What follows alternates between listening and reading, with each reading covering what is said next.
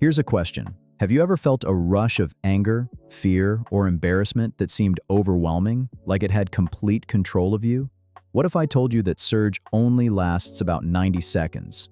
Unless you keep feeding it. That's the 90-second rule. And once you understand it, you can stop emotions from hijacking you and start mastering your state of mind in real time. Welcome back to Mindframe. I'm Ty, and here we explore the hidden psychology and deeper patterns that shape how we think, grow, and connect.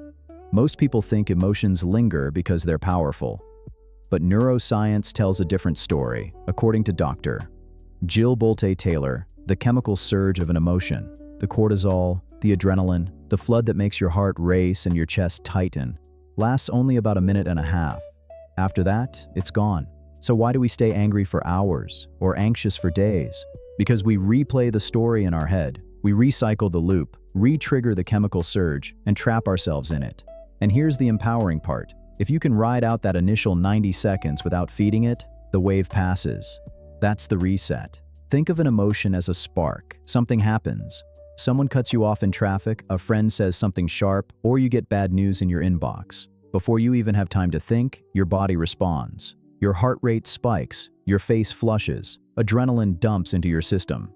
That's biology in action. Your nervous system doing what it's designed to do, prepare you to fight, flee, or freeze. But here's the part most people don't realize. That chemical surge doesn't last forever. In fact, neuroscientist Dr. Jill Bolte-Taylor found that it runs its course in about 90 seconds. After that, the hormones clear your bloodstream. The fire dies down. So why does it feel like we can stay angry for hours or anxious for days? Because we reignite it. We replay the story in our head. I can't believe they did that. Or what if it all falls apart? Every replay resets the surge. It's like striking a match over and over again. Energetically, the same principle applies. The initial emotion is a ripple through your field. It rises, moves, and is meant to pass. But when you hold on to it, when you circle back to the story, you keep the ripple bouncing inside you instead of letting it fade. You trap energy that was meant to flow. But here's the kicker. The emotion isn't the enemy. It's information. The real hack is learning to ride the wave without drowning in it. Here's where the hack comes in. The moment you feel that surge, the heat in your chest, the knot in your stomach, the buzzing in your head, pause. Name it for what it is, chemistry. Tell yourself, this is biology. This will peak and pass in 90 seconds. That simple awareness is powerful because it shifts you from being inside the storm to observing it. You're no longer the emotion itself, you're the one watching it rise and fall. And what do you do during those 90 seconds? Anchor into your body, unclench your jaw, drop your shoulders, take one slow, deliberate breath in, and then exhale it out with a long sigh.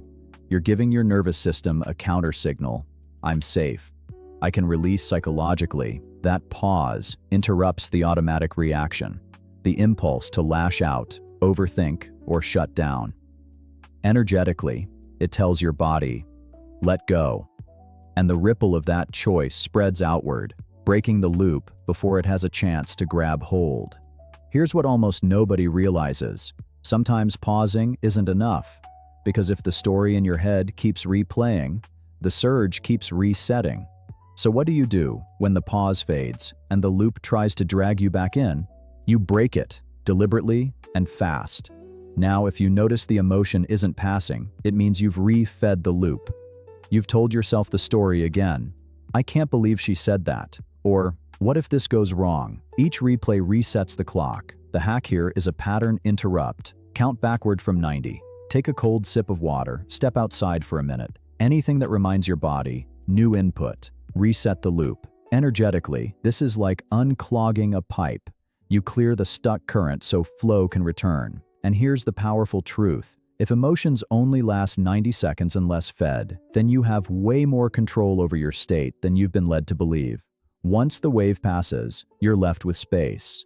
And what you do with that space is everything. Fill it with gratitude, with a reframed thought, with one small action that shifts your focus.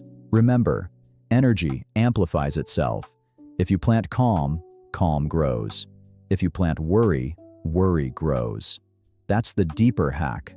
Don't just let the wave pass. Replace it with something you want to amplify. On an energetic level, the 90-second rule shows us something profound. Emotions are signals, not prisons. They arrive, they deliver their message, and they're meant to move through. It's our clinging, replaying the story, that traps us. But when you let the wave move, you align with flow. You're not suppressing, you're transmuting. You step out of reactivity and into choice. The deeper truth beneath all of this is emotions feel overwhelming, but their raw surge only lasts about 90 seconds. If you can pause, resist feeding the story, and let the wave move through, you break the loop. And in the space that follows, you choose what to plant. That's emotional mastery, not control through force, but freedom through awareness. So the next time a surge hits, will you fight it, or will you ride it out? Try the 90-second rule and see what changes. Drop a comment and tell me, what emotion tends to grab you the hardest? And how will you reset it next time? If this resonated, hit like so more people can discover this simple but powerful hack. And subscribe for more mind hacks and psychology insights from Mindframe. Until next time, remember to stay curious, stay inspired, and keep exploring the inner workings of your mind.